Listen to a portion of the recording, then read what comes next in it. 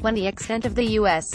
government's domestic spying program was revealed this past summer, many were surprised and outraged. How could a government which so prizes liberty of its citizens covertly collect data on its own people? Yet, sadly, this is not the first time Uncle Sam, without permission or notice, secretly gathered information on its people and wasn't even close to the greatest atrocity.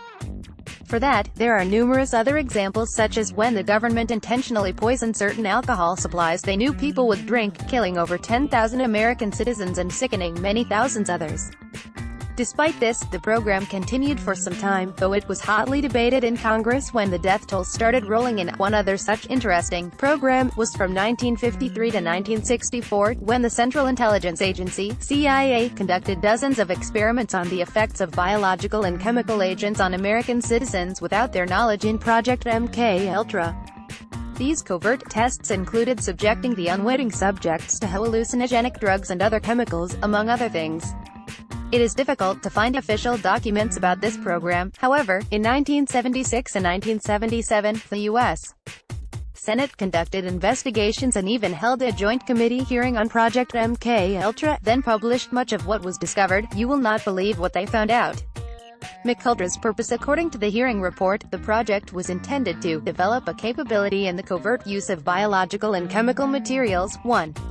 The motivation was also defensive, in that many were afraid during the Cold War that the Russians and Chinese had already developed weapons in this area.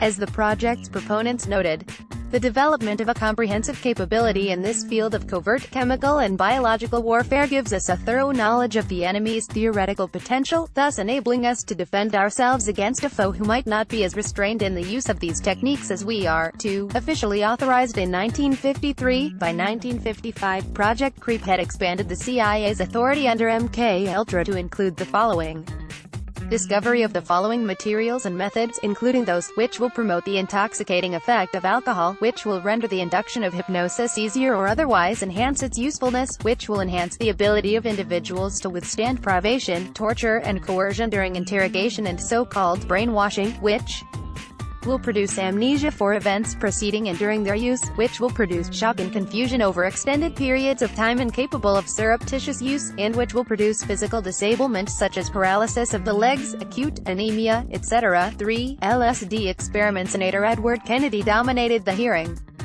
In his opening remarks, he noted there was an extensive testing and experimentation program which included covert drug tests on unwitting citizens at all social levels, high and low, Native Americans and foreign. Several of these tests involved the administration of LSD to unwitting subjects in social situations. 4. For many of these drug tests, especially early on, there were no medical personnel on hand either to administer the drugs or observe their effects.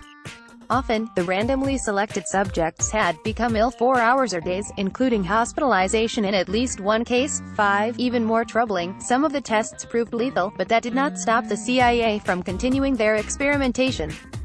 The deaths of 2 Americans can be attributed to these programs. Other participants in the testing programs may still suffer from the residual effects. The fact that they were continued for years after the danger of surreptitious administration of LSD to unwitting individuals was known, demonstrate fundamental disregard for the value of human life. 6. One of these lives belonged to Dr. Frank Olson, himself a researcher with the U.S. Army who studied developing techniques for offensive use of biological weapons and biological research for the CIA. 7. Along with a group of 9 other such scientists, he attended a conference in a cabin at Deep Creek Lake, Maryland in November 1953. Once there, ironically, CIA operatives spiked the researchers' Contra with LSD. Only after the scientists had finished their drinks were they informed that they had been drugged. 8. Most of the researchers handled the experience well and had no after effects, but not drive. Olson. He never recovered from the ordeal and shortly after the experiment, began to show symptoms of paranoia and schizophrenia. 9. Dr. Olson's superior and the CIA who ran the experiment arranged for him to get treatment in New York City. While spending the night in a hotel room with the CIA officer, and after requesting a wake-up call for the next morning drive, Olson somehow managed to fall to his death. As the CIA officer, Lashbrook, reported, at approximately 2:30 a.m. Saturday, November 28, Lashbrook was awakened by a loud crash of glass. Olsen had crashed through the closed window blind and the closed window, and he fell to his death from the window of our room on the 10th floor. 10. There is no indication that any investigation of foul play, particularly by the CIA officer, who was both responsible for the experiment and alone in the hotel room with Olsen, was ever conducted. Universities, prisons and hospitals conducted experiments in the hearing. Senator Kennedy noted that many otherwise respectable institutions were fraudulently incorporated into Mkultra projects. What we are basically talking about is the perversion and corruption of many of our outstanding research centers in this country, with CIA funds, where some of our top